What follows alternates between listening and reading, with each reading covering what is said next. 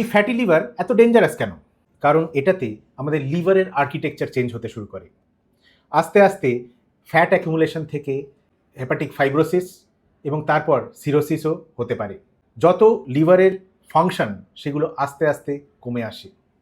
সেজন্যে যত তাড়াতাড়ি আমরা এটাকে আটকাতে পারবো বা প্রিভেন্ট করতে পারবো, তাহলে আমাদের সুস্থ থাকার চান্স অনেক বেশি। কেন হয় এই জিনিসটা? সবথেকে ইম্পর্ট্যান্ট কারণ হচ্ছে আমাদের ডায়েটারি হ্যাবিটস অ্যান্ড লাইফস্টাইল। আমরা এখন জাঙ্ক ফুডে বিশ্বাস করি। বেরোলেই জাঙ্ক ফুড খাই, প্যাকেট খুলে চিপস খাচ্ছি, বিভিন্ন প্রসেসড ফুড খাচ্ছি, যেগুলো আমাদের শরীরের পক্ষে অত্যন্ত ক্ষতিকর।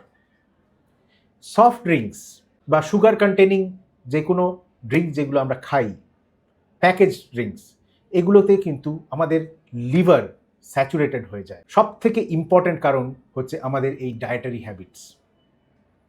সেকেন্ড মোস্ট ইম্পর্ট্যান্ট কারণ ওবেসিটি।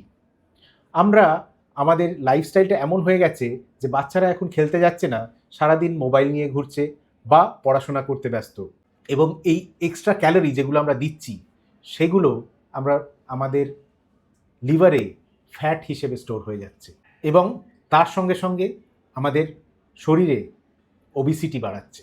অ্যাডোলেসেন্ট এজ গ্রুপে যারা ওবিস বাচ্চা থাকে তাদের মধ্যে ফ্যাটি লিভার ডিজিজ অলমোস্ট 40-70% বাচ্চাদের মধ্যে দেখা যায়। চিন্তা করুন, মোর দ্যান 50% বাচ্চা যারা ওবিস, যাদের ওয়েস্ট গার্থ অনেক বেড়ে গেছে, তাদের কিন্তু ফ্যাটি লিভার প্রচণ্ডভাবে আক্রমণ করতে পারে।